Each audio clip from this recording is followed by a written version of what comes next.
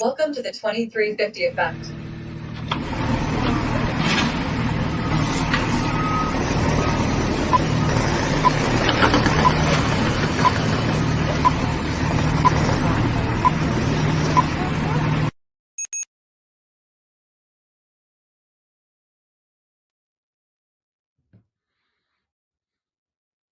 You're muted. Welcome, everyone. Good evening. Happy Sunday. I'm your co-host, Damian Kinsey of the 2350 Effect. Also, the co-founder of the 2350 Network.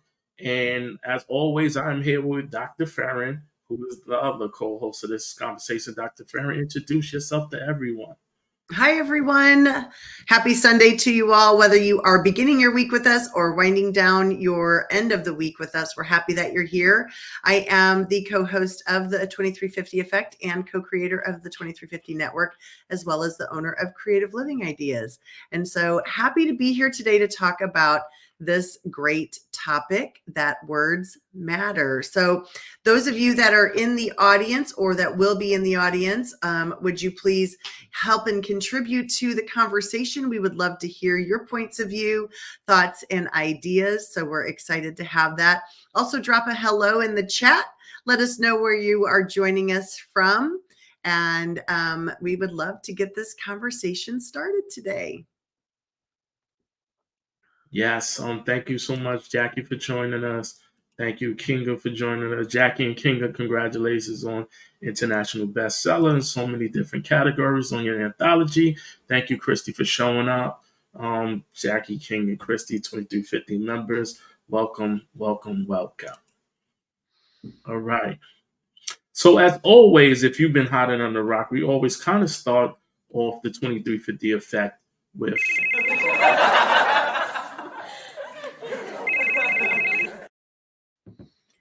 all right, so laugh, call, text is that thing in the last 7 days that either made you laugh, call, or text.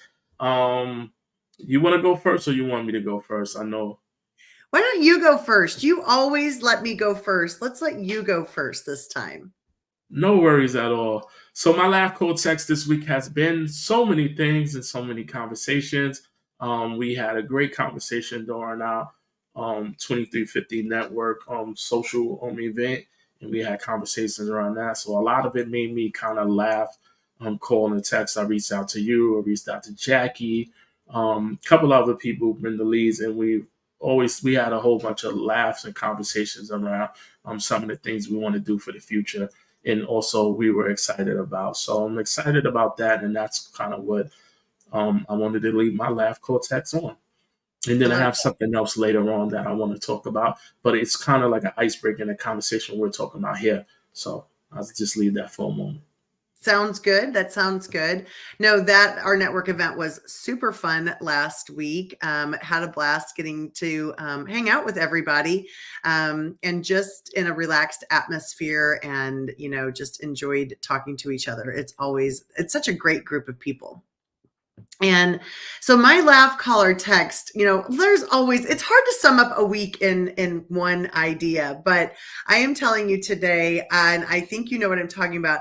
I jumped into Erica Kessie's live event today on Ruby AI, and it's the two Ericas giving their take on Ruby AI. And I am telling you, these gals had me rolling. I was laughing. They just have such personality. And when I was thinking about this as I was getting prepared for this event, our topic is words matter. And when you listen to the words and the words that Erica was using to describe Ruby AI, she described her as a classy lady. She is a classy lady. And I can just hear her voice in my head, and she just makes me grin from ear to ear. She is so funny. And her words are, and I'm going to come back to some of her words because they have been powerful for me. And we're going to talk about some of those down the road also. Thank you, Sharon, for being here today. LinkedIn user, I only see LinkedIn user. So, that's you, Damien. That's you. Jenny Gold, thanks for being here. We appreciate you, friend. And Atul, thank you so much for joining us as well. Ola, back to you. All right. Yeah, and I echo that because I saw it and I was like, wow, your energy is like her energy is amazing, Yes. Erica. So I love the way she brings the energy. She speaks of Ruby as an individual, and person is an AI, but I love how she kind of brought the energy during that conversation. Yes. All Yes. She's right. hilarious. Very So, hilarious. do you want to start it off, or do you want me to start? I want you to start it. I'm Cool. putting the pressure on you Appreciate it. tonight. You read my mind. All right. That's what we So do. now, speak. So I want to kind of do like an icebreaker on words matter. Okay. So now I know you're in the Midwest, right? Correct. Yes, correct. I know a few people out there in the Midwest. Some people are in the South. Some people are overseas. So wherever you're at, I am from the Northeast. So I'm gonna cover this thing up because my job is not to do Y'all, I have promotion no for it. idea what he's doing. I have no So idea. Oh this boy. can of whatever this is, you know what this is. You can see the top of it. You see the little bit part of the emblem. My job is not to Is promote this it. So product placement? we call this thing soda. What do you call it in the Midwest? Hmm. Well, I would say we call it a sody. Okay, Literally. Like, do you want a sody. sody? Do you want a sody? That's usually Okay, what we usually say. But I know where you're going, and it's not the Midwest.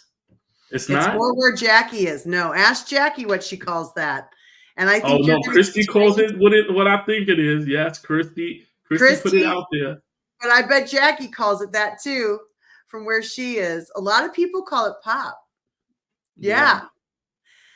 Yeah. And, a lot of people call it and use the word Coke as a universal for a soft drink, Yes. right? Yes. Mm-hmm. I've heard fizzy water, pop, Coke, um, drink, juice. Um, Yes. West is pop. Well, it may be in some areas, not where I live, but it might be. I'm not going to Yeah. Well, deny not where that. you're at. Right. That's all right. I know in Nebraska they call it pop. So it's just how languages and words are depending on where Right. you at in conversations and people say. And I've seen people have a full on debate about it being called pop or soda or Coke. Right. And that kind of opens it up to this conversation about words matter. Depending on where you're at, the environment you're at, what people call it, the conversations you have, and knowing where you to kind of switch and pivot, and knowing your audience when you're having those conversations is so key and important. It is. What are your thoughts? It reminds me of the time when I was in Europe and we were we wanted just water at the table. Like we wanted water and they would ask us if we wanted gas or no gas. And I didn't, for the longest time, I had no idea what they were talking about. And I was just like, water? And all the water was carbonated. And then finally, one of them, because every time they asked me, I think I looked at them very confused, like, I don't really know what you're asking me. And they said, bubbles, like, do you want, and I'm like, no. And so they're like, that's the gas, like, that's the carbonation. Do you want carbonated water or do you want plain still water? And so, boy, it took me like 3 or 4 days to figure out even how to order water correctly. So, that's amazing. I do think, there is, if you want to look at kind of a language barrier, even just in terminology that you have with different things, like even products like that, is interesting. I have a coworker. She's from Canada, and they call macaroni and cheese Kraft dinner. And I asked my son-in-law, who's Canadian, and I was like, what do you call this box? And he's like, well, Kraft dinner. And I'm like, that's funny. We just call it mac and cheese, right? But it's the same product. It's the same everywhere. So yeah, interesting.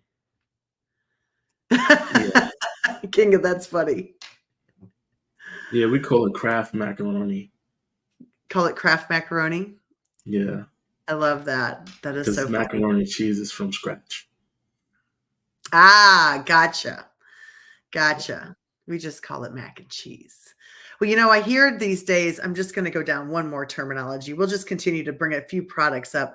But I heard a teenage terminology of McDonald's is calling it now, we're going to Don's place. That's what the teens were calling McDonald's. We're going to Don's place for dinner, which I thought was funny. Don's So, place, like Donald, like Ronald McDonald. yes. Oh wow! Yes. Yes. Pretty funny. I love that. All right. So let's talk a little bit more too. There's a lot of pieces I want to talk about here. So let's kind of just start like general, like, maybe a personal experience where words have had a significant impact on you. Generally, where words have been a significant impact on you. So you want to ask me the question, or you want to go first? I can answer it. I want you to answer it. So my biggest impact is as a kid. I kind of tell these stories, and I want to keep them on these two stories. I got a million, but I try to keep them on these two stories because they're relatable and they're simple as possible, and I can get to the point. My grandmother had a conversation with me. She showed me a whole bunch of change, and she showed me a $5 bill, and then she had the conversation with me, which one do you want? And I was so young to the point where volume was important to me. So the bill was singular, which was I think it was a $5 bill at that time, and then the change was so much, and she actually had like a how the silver dollars look, the silver dollars and the 50 cents pieces, they look similar. So she had them inside the change. So the whole change ended up being like $1.79. I took the change versus the $5 bill, and then she taught me the valuable lesson of counting your money and seeing before, and taught me about that. So that's when words matter to me, to understand that, don't be fooled by these objects. It kind of made me later on thought about doing your research. Yeah. And then the last thing that always lasted with me was at an early age, my parents explaining to me that you belong here. Like you belong in any room. And I take that with me all the time.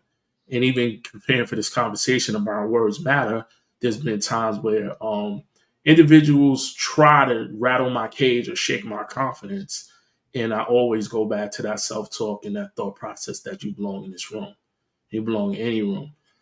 So when I move and I go into a space, I go as if I belong there because I know I belong in that space. And it's too easy for people to say you're not good enough, you don't belong here, you're not capable, and that's not true. You have 2 legs, 2 feet, 2 arms, and you can be able to talk. You have the opportunity to be able to get in those situations, and a lot of people don't have those opportunities or have those physical resources. So I'm grateful for that. I love that story. I have heard that story before. And the phrase, you belong in any space that you walk into. And I absolutely love that. I just think that it's powerful. Those are powerful words and they stick. And that's where I want this conversation to start, is that the words stick, and when they stick with you, they are meaningful and impactful. Now we're talking about positive words, and positive words can be really powerful and impactful. And I love that. I just do. And you know what, ever since you say that or have said that, it sticks into my head. I hear that. I think that, whenever there's any doubt, when you're going into a space or a new place or you're meeting new people, I love that. I think that's incredible. I want to share a personal story, and I had dropped this in the chat. I made a TikTok about this because it was so impactful for me one day. And you've probably heard me say this story, but my mom and I talk every morning. We try to every morning. And I was on the phone with her, and we were just rattling along, whatever, how the kids were. She's always asking me what's going on with the girls, what do you got going on today? All of this stuff. And then all of a sudden she said to me, "Can I just stop you for a minute?" And I said, "Sure." And she just said, "Can I just tell you how much I love you?" Now, this wasn't when I was 10. This was this year. This was this February. Can I just tell you how much I love you? Can I just tell you how much you mean to me and how lucky I am that God gave you to me and that you've been able to be my daughter? And I mean, I was frozen. Now, I already knew my mom loved me. Like, I didn't need her every day. She tells me she loves me. Hugs me, kisses me goodbye every time. I love you. Have a good day. I'll talk to you tomorrow.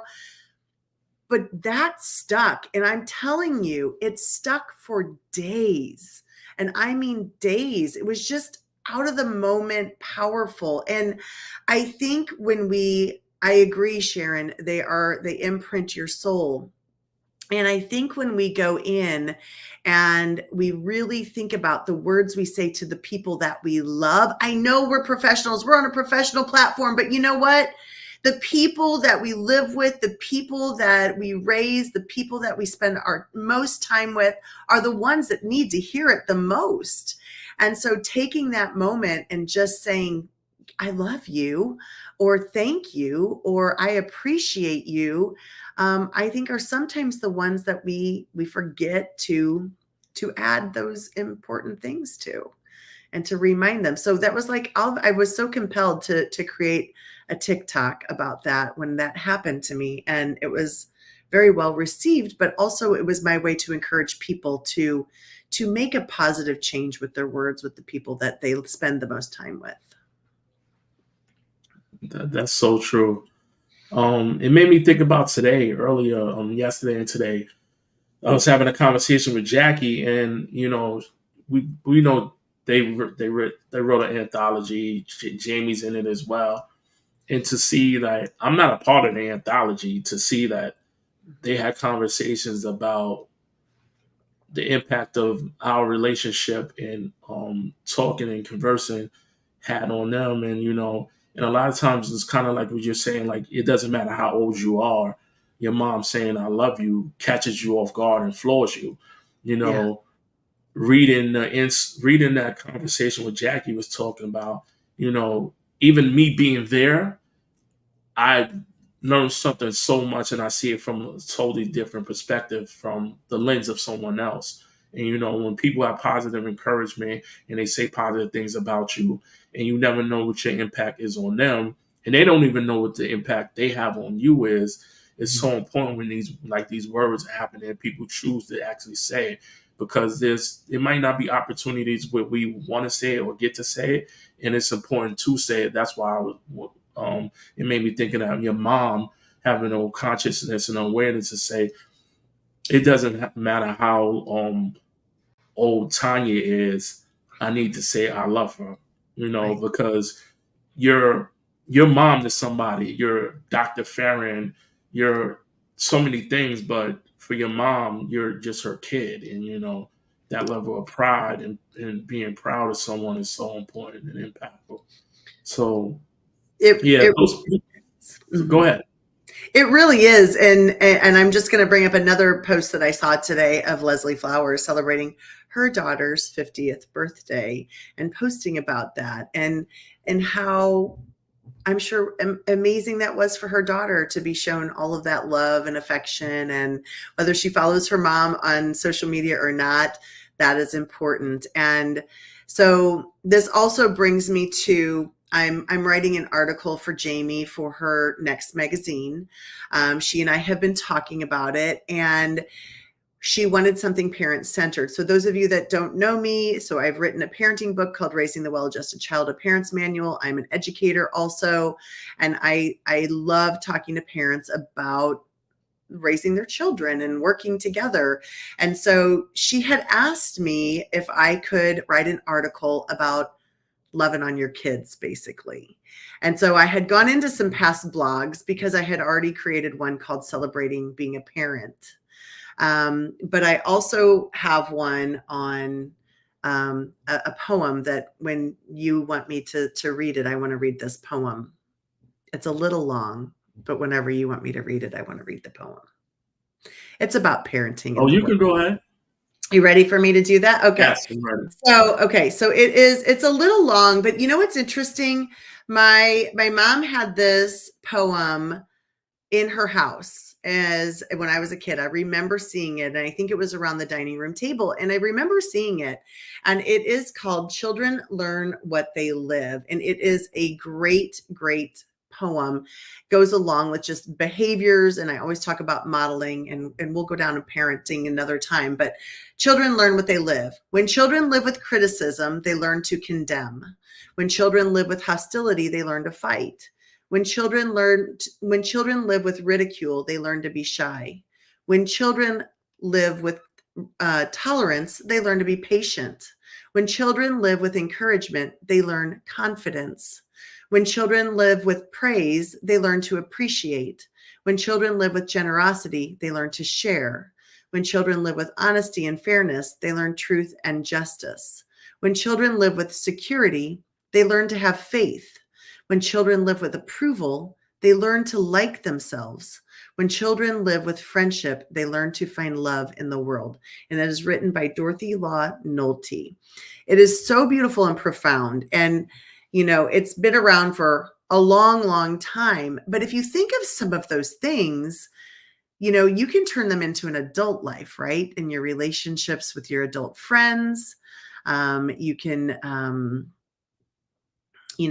go in and, with your spouse, with your partner, when you use those different types of things in your relationships, focusing on the positives, they're very powerful.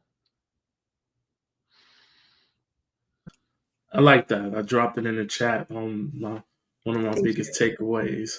I'm Thank sorry. you. When children live with approval, they learn to like Yes. themselves. Yes. I like that. Yes. Thank you. Thank you.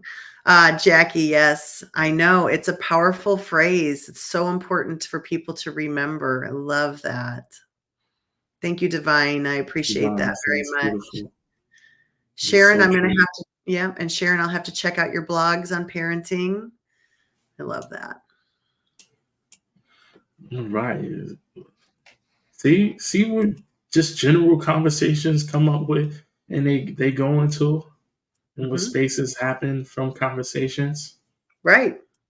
So I learned so many valuable things during my time everywhere and being in spaces. Erica, we were talking about you earlier, so you must got the text message that we were talking about. Your energy was amazing. See, she walks in and comes in with happy day, so much great energy and whatnot. She does. So speaking of that, I was having this conversation. Okay, three things, like two things actually. Really, the word "really" can mean three different things, and all I have to do is say "really." Now, it could be used as excitement, disappointment, or confusion, depending on how you use it. Mm-hmm. And I'm not even saying using the word "really" in a complete sentence. I'm saying just saying "really," the word alone. So, and now how words matter also, and I use that as context of tone matters when you use words too. Mm-hmm. Because I could say, really, it's a level like, I'm a little bit like, really? Now that's Really? confusing. Yeah, that's excitement. And then it made me think about the word all.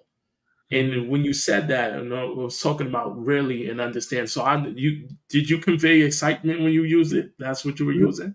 Yeah. Okay. Yeah. So see, I picked up on that. Like if somebody said, "Hey, Tanya, you just won $100." Really? Right? See? Yeah. Now, I learned the word all. It's nearly impossible for the word all to actually really be used. Like, I wake up all the time at 7 a.m., right? So if you do that Monday through Friday, and then on Saturday and Sunday, because you don't have to work and you wake up at 8 o'clock, it isn't used as all. Mm-hmm. But if you told me all, I understand the context of it is because of your day job, you have to wake up at 7 o'clock. So I was having, I know I'm going down the hole. I was having a conversation with the individual who is Captain Literal Person. When I use the word all, they will get so annoyed at the fact that I use the word all. And we use the word all as majority. The word is Mhm. majority. So sometimes you have to be able to understand your audience and who you're talking to. And if you're speaking to somebody who's figurative or literal, because when you're having a conversation with someone who's so literal, they cannot get past the words that you are specifically using, and it can create confusion in a conversation. So sometimes you have to make sure that you're focused on what the conversation is. What about, So I thought that was so important. Have you ever been in a situation where you had to switch from literal to figurative? oh yeah, Okay. absolutely. Absolutely. Well, I I think about a word I say all the time is y'all. I try not to say it, but I do. I don't know, which is not all, but it's like, you all come over here. You all have a great day. I don't know, but it just comes out, y'all. I don't know. It's silly. I'm going to tell you what word I have been struggling with as a leader, and we'll get into some professional things, but I want to tell you one of the words, and you're going to start picking up on this when we have our meetings, Damien, because I use the word kinda, kinda. If I were you, I would kinda do da da da da da da da. If I would like for you to kind of do da da da da, which means not kinda. Guess what I really want it to mean? I want you to do that, Yeah. right? So, kinda call that parent back. I'd like for you to kinda complete this task by Friday at noon. I'd like for you to kinda, and I'm like, I have got to stop because kinda, what does kinda really mean? Yeah. Like, well, you could, you might not. How do you feel about it? I have to remove that from when I'm giving a direction. And it has been a horrible, hard habit because I have had people say, well, you didn't really say that I needed to do this. You just said I could kind of do it if I wanted to. Yeah. They call that reading between the lines. Right. Yeah. Right. Erica said, She uses um, y'all too, huh? yeah, y'all. I used to use that as well. That was another word that kind of created some level of confusion as well. And then which was good about it was the getting the feedback from somebody and being able to switch through conversations, because you have to be able to talk in any room that you're in and have conversations. So important. Mhm. And that's when like words matter. And if the person isn't able to articulate that, you know what, they're confused when these conversations are happening, you might just keep going during the conversation and get lost in it. And you think people understand that kinda actually means I need you to do this now Right. versus you have options, Right. you know. Right. Yeah. I agree. I agree. He smiles. Oh, That's yeah. funny. That was one. That was a great commercial, Captain Literal Man, because it clearly describes like I don't think until then I didn't really understand that there are people who literally take every single word that you say at Yes. complete 100% face value in linguistics. And then you know the ironic part about this situation was the person who was giving me the criticism was a former teacher, an English teacher. So and they said it like I'm a former English teacher. I can't get past all being a majority and not being literal. And I just once that person told me that, I kind of Mhm. understood and was Yeah. able to kind of switch and shift. Yeah. Exactly. So it was good feedback. I want to go into a little bit. We've talked a lot about a lot of positive things. Oh, you want to do this after we take a quick break? You want to go Okay. into some constructive criticism Okay. Definitely constructive afterwards? criticism. It's a good one. Okay. Yeah. So Mhm. real quick, we're going into it. It's this is the fastest 2 minutes of all time. And it's 2 minutes because we have the 2350 network, which we have here. And I am a 2350 member. Erica's a 2350 network member. King is a 2350 network member. Christy is a 2350 network. Jackie, um, who else were you talked about that was here? You talked about Leslie Flowers, Brenda Lees, all 2350 members who are out there. Who else is in the audience list? Well, anyway, And we so the have more. 2350 network is all about building relationships, networking, supporting people, and being around each other, talking about professional development, leadership. We have leadership conversations monthly. We have lunch and learns monthly. We have our meeting, which, by the way, anybody who's out there is a 2350 member. Our meeting is on Monday, this Monday, which is tomorrow at 6 p.m. Eastern Standard Time. So please show up because we have a lot of conversation and a lot of things to talk about, and especially some of the stuff that we talked about recently, we want to talk about. That some of your ideas recently we want to talk about tomorrow. Also, in addition to that, we have this show was part of the 2350 network, the 2350 Effect. We have part of this half of our members who were in the summit were 2350 members. We have we're doing a parenting thing coming up soon, book club. We have so many things to offer, and then we're expanding, and we have so many more things to come, especially in 2025. Now, Yep. if you want to become a 2350 member, learn more information, right on the bottom, it says 2350network.com. And we also have the business page, which is 2350 business page. Anybody who's on the network, please put that in the chat so people can follow, so we can get our numbers up and grow. And you can click the join link. It sends you the application. We review it, and we go from there. And then also we feature the member feature section. You want to talk about the member feature section? Sure. We feature a member every couple of months. We do have the Work-Life Balance Summit magazine here also, which is one of our members, Jamie Rockymore Bess, is the owner of the Helpful Living magazine, which is incredible. So you can, if you missed the Work-Life Balance Summit, grab your copy of this. There's several presenters, 20-something presenters that were in there. They're giving their tips on work-life balance and what their summit was about. So if you missed it, grab your copy, grab the digital copy, grab a physical copy. It'll be mailed right to you, or the digital copy get right in your inbox. But that's an incredible gift. And then also member spotlight Leslie Flowers. So she has written her first fiction book, and you can purchase it here through, it's called Errata, and it's amazing. And she has it on Amazon. And so you can click that link below and get a copy of that. But she is also a 2350 member.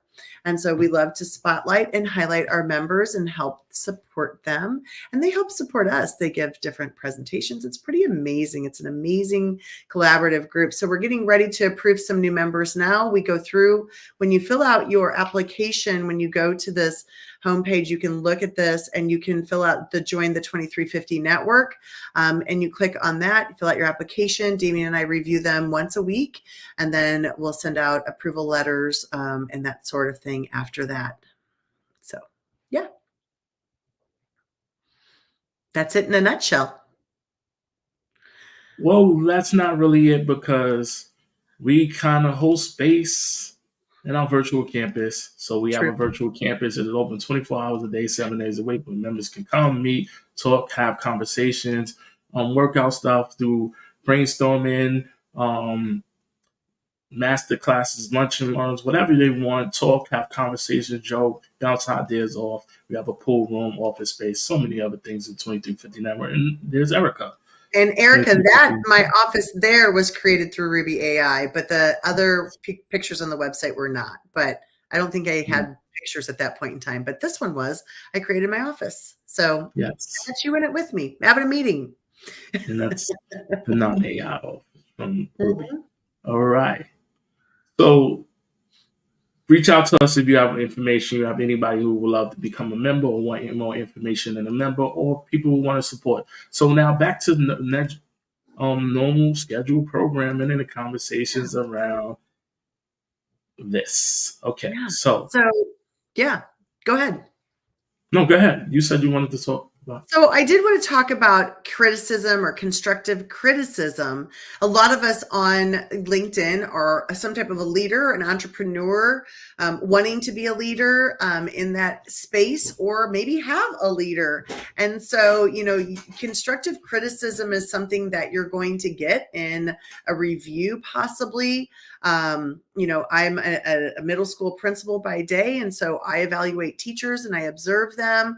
And so I do have to provide feedback to them. And so, some of the ways that we approach that sort of feedback or constructive criticism is really, really important in how we do that.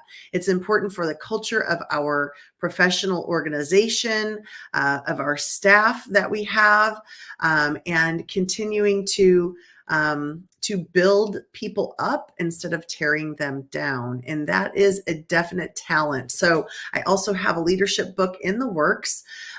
It's hopefully going to come out next year. But one of the chapters that I definitely have in there is about feedback, giving feedback, and the words that you use when you are giving people feedback. So what are some of the words? You've been a leader for a long time as well, Damien. What are some of the strategies that you use to help provide feedback to your staff? You can either say words to avoid or words that you choose to use, Well, I'm at an advantage. I worked for the feedback culture of the world for almost 20 years, and down to the structure of it and how to give feedback professionally, we were taught how to give it. I'm going to use something that was not from what we were taught, because it's amazing how the ability to teach feedback and how to do it. I think it starts with knowing your audience and then being able to build relationships with the individual. It starts with knowing what mode or medium that you can be able to talk to somebody, how the tone, the pitch, the delivery. Should I text it to them? Do I create space? Does it work for them if I talk from a distance or stand up?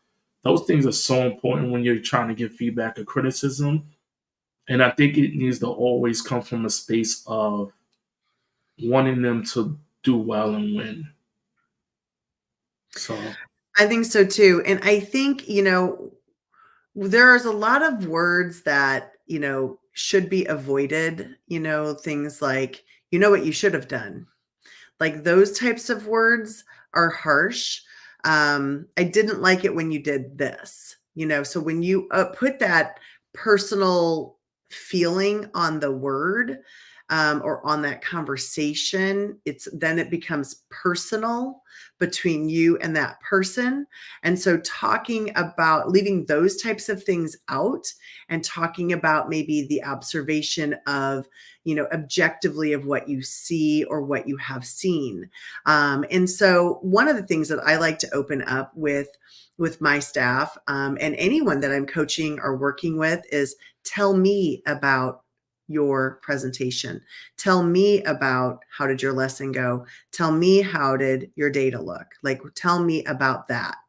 And so usually when you turn that table, then they usually come with a reflective, piece of what they can do. And then talking to them about, how do you think we can get you to this goal? Like, I want to partner with you on this. Let me help you get to this goal. And I'm telling you, it's hard for a lot of people. A lot of people have had some pretty harsh leaders that if they don't meet their goal, their sales goal or their end quota or those types of things, they are all, they're bashed and they're told they're doing a horrible job. They're going to lose their job. There's lots of conversations like that instead of, let me help guide you and get you where you need to be. And walk this together. I had a person that I was working very closely with, and they were very worried about that. And I said, I literally want you to succeed. Like, I literally want you to do well. And they were like, okay, I was not taking that like this. I was taking that more like you were trying to get rid of me. No, I really want you to do well. I want you to do very well. And I'm going to give you the tools to help you go along the way. And that person has like just soared. And it has been amazing to watch. And so I think it's important that as we give feedback, One of the things that I really think is powerful that you do, Damien, is you ask for feedback. You'll ask people after we have guests on the show, what is your feedback for us? And you truly mean it. I want to know, what is your feedback? And I think we both want to know feedback. And we both are very good about our presenters and asking for feedback and not taking it personal, but growing with it. And that's important also. Thank you for saying that. Mhm.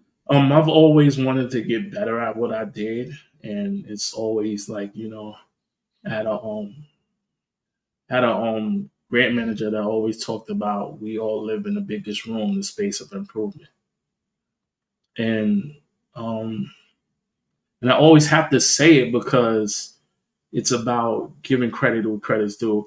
I worked at a place for a very long time where they had the structure of soliciting feedback, giving feedback, receiving feedback, and it's broken down to a professional development of learning how to do those things and seeing opportunities to give feedback.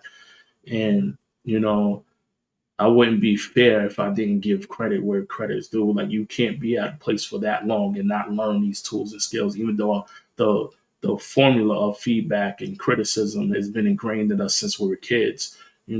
Elementary school, middle school. Good job, kid walking and falling down, taking only 2 steps is the most amazing thing in the world. We're praising it, and then you're giving feedback as a parent about the kid trying to touch the socket. So these formulas of feedback and praise and a proclamation has always been there, but I do have to give credit where credit's due, and I appreciate that you highlight the fact that I do always want to grow and ask questions and solicit feedback. I think that's so important. Like those words and from people who are talking to you is important.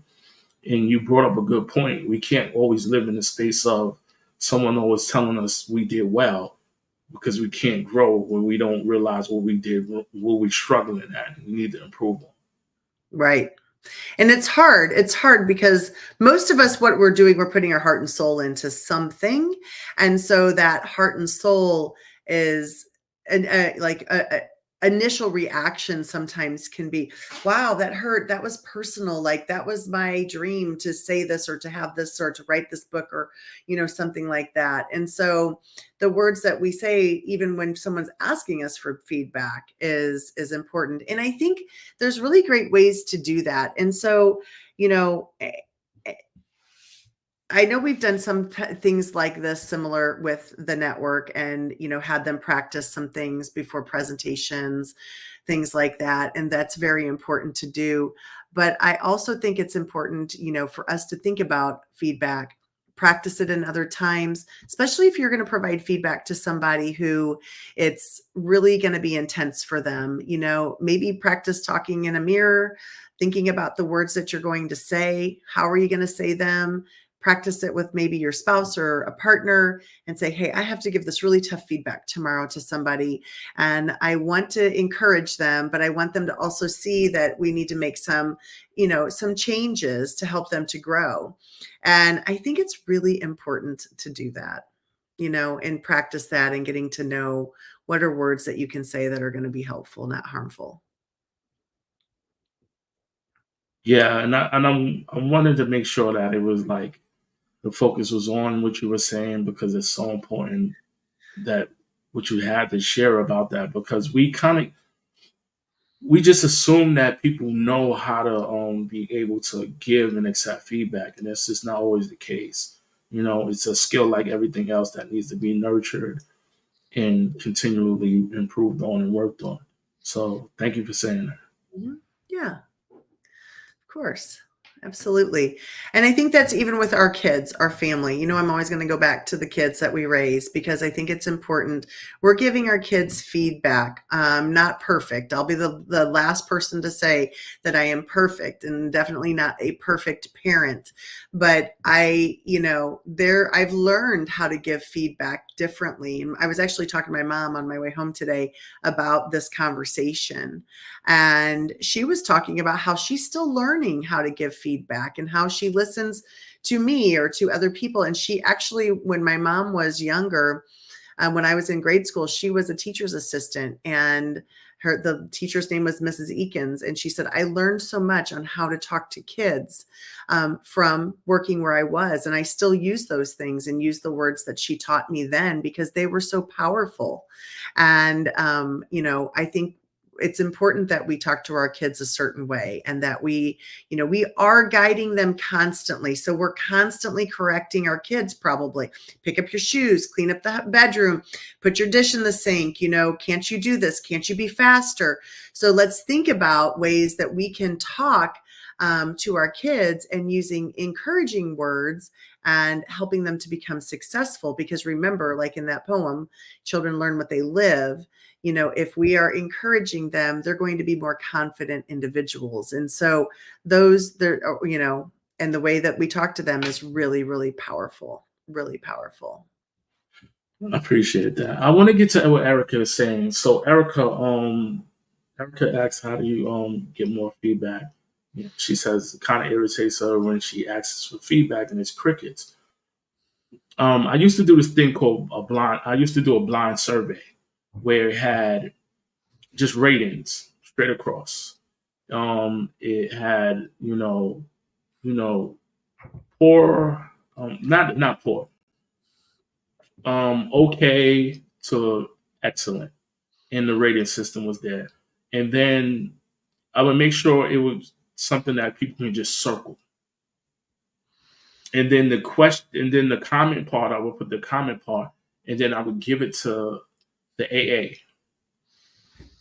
So they all had to turn it into the AA, not me. And then the AA will put it all on one sheet and then give it back to me. So they couldn't put their names. It had to be one sentence long. And the AA, just like you said about the buzzwords with you, the AA had to take the buzzwords out. So it made people more comfortable to fill out the surveys and give specific and clear feedback. So when you make it as simple as possible, where it's a survey where they can write on it, like you ask the questions, you get them to write on, and then you can get the feedback you want from them. And then eventually people start getting comfortable with it. Now you go back, you implement the feedback and have conversations, and it can go from there. Because the fear is that the words sometimes with people, that they feel like they might be hurting your feelings, or they might feel like you won't take it in appropriately. So, And I think asking specifically what you want feedback on, so we'll say, you and I will say, what is your feedback on this professional development? What is your feedback on the show? Are there things that we could improve on, things that we could do different, things we could take out of it? And those are some specific questions. So Erica, just to go with that, also kind of adding some specificity into what you want that feedback from. What exactly are you looking for feedback from? Now, here's the thing. Feedback is up to you to make changes. Feedback is feedback. And so you make that decision of whether or not you're going to make that change. So I think that's the piece when people can grow. And I'm going to go back to Leslie on her, 7 levels of vulnerability. I think when you grow, right, and you become in those upper echelon of levels, and she can add to it in the chat. But when you go there, I think you have a level of confidence to know it's okay to receive some negative feedback. I can choose to do what I want with that feedback. I can make the change or not. Does that make sense? Yeah, it makes total sense. And speaking of Leslie, she has a question. She does. What do you think? So my thoughts on that is it's okay for someone to provide feedback to you that does not have the training or expertise to do that. It's their opinion. It's their choice to do that.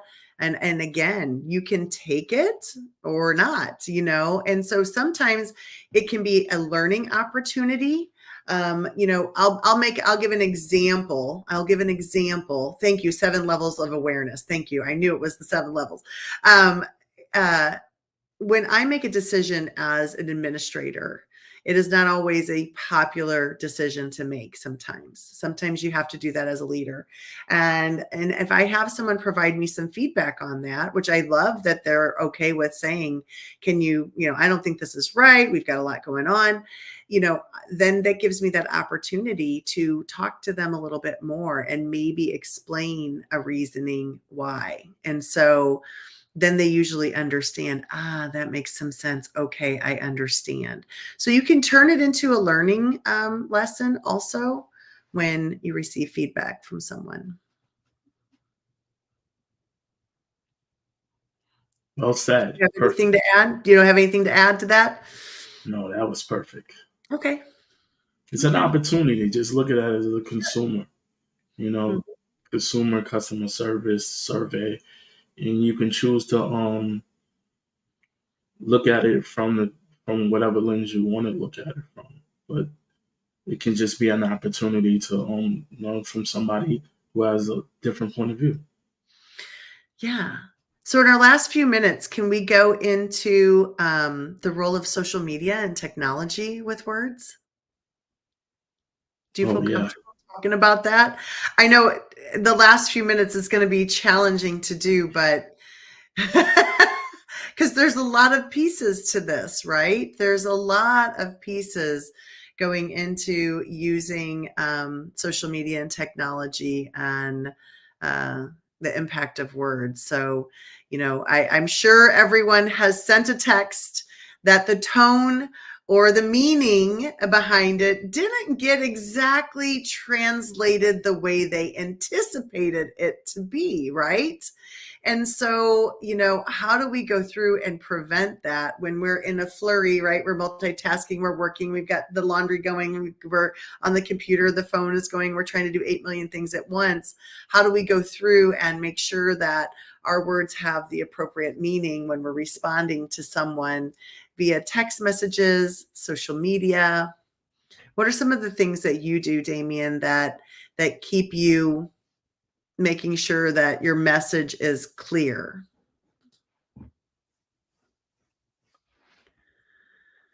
Take a deep breath, read, and I try to break everything down to the simplest form. I love to always talk about elementary school. A lot of um, references or examples I give is about small age, even my experience of being small. So I try to take it back to the simplest form. Mhm. We have a saying in football: when when your team is struggling on offense, the easiest thing to do is run the football. So it means get back to basics and keep it simple. So I Gotcha. try to keep it as simple as possible. Gotcha. And I think too, a lot of times, our texts and stuff get confused. And so I go in and I'll just call somebody. I'm like, this is getting too, can I just call you in 5 minutes? Like, can we just have a conversation about this? And then we know who's meeting where and what. And that's usually what it is, right? Those types of things. Are you doing this? Am I doing this? Wait, I asked you another question, but your answer, is it to this question or the question above it? Right? That type of thing happens a lot in text messages if you don't hit the reply, or the feeds are flipping on top of each other. And so making sure that, I usually will stop and just say, can I just call you? It's just a lot easier if I just kind of explain what I'm thinking and go through that. Rereading what I do, editing what I do, I think even on social media is important to do. As well as with posts and things like that. I am going to throw in here, AI responses. I know there have been a lot of people that have talked about AI responses to posts.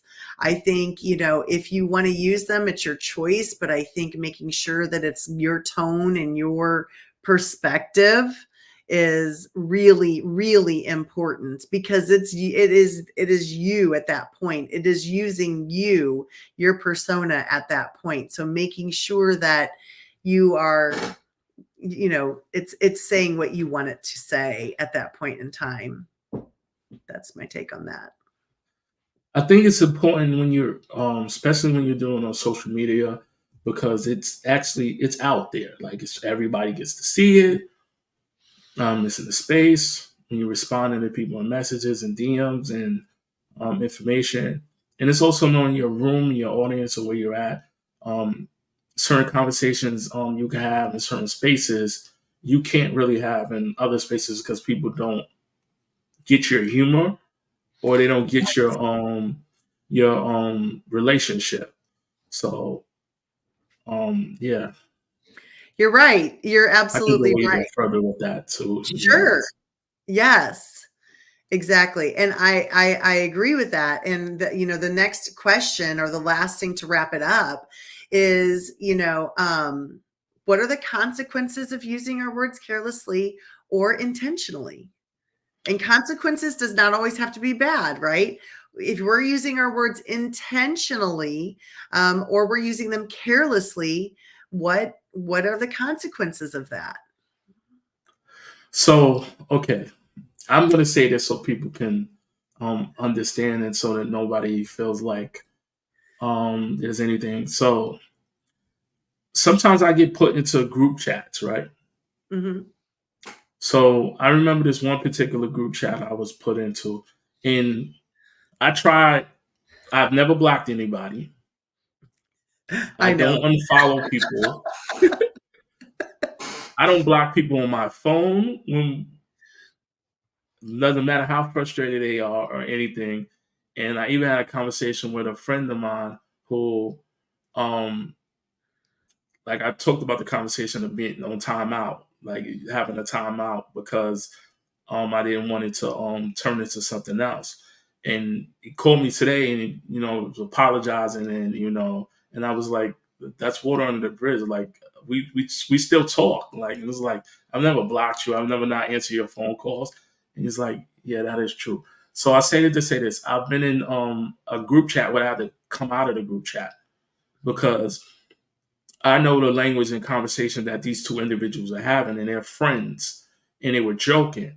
But LinkedIn glitched, and it had me as that person. Oh, that's a So I had problem, to huh? come out of it.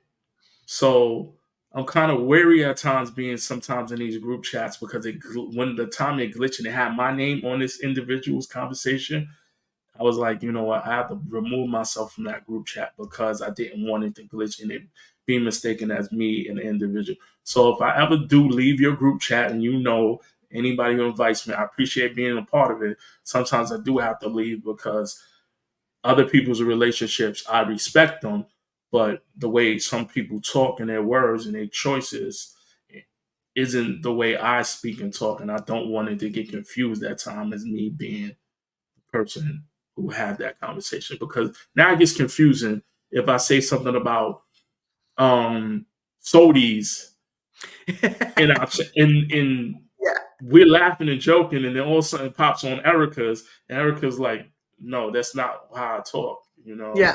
She's getting confused, like, why is this pop up?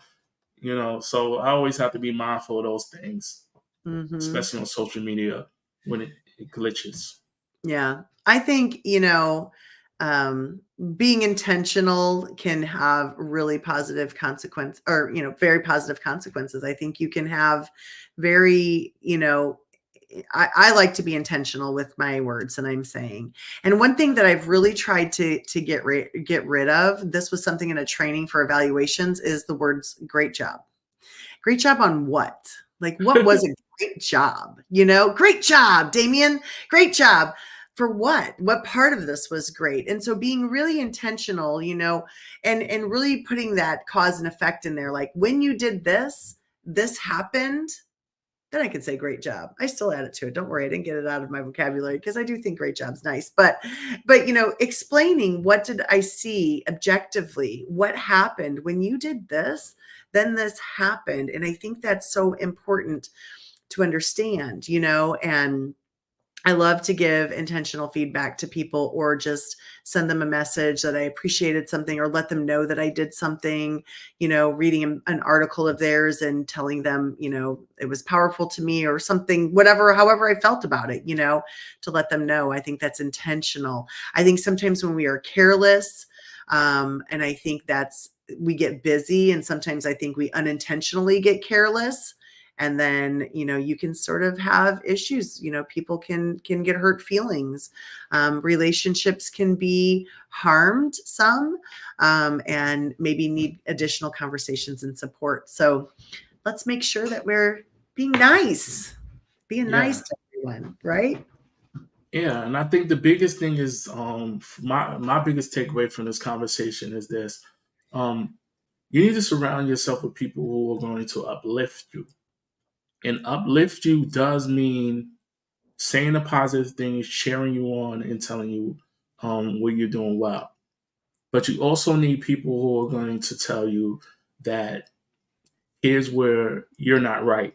You're wrong in that situation.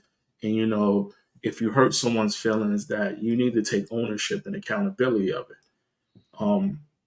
So those things are so important and key when you're having people around you and making sure you have people who understand you and are able to be brave enough to have that conversation with you. Right. Yep. I love that.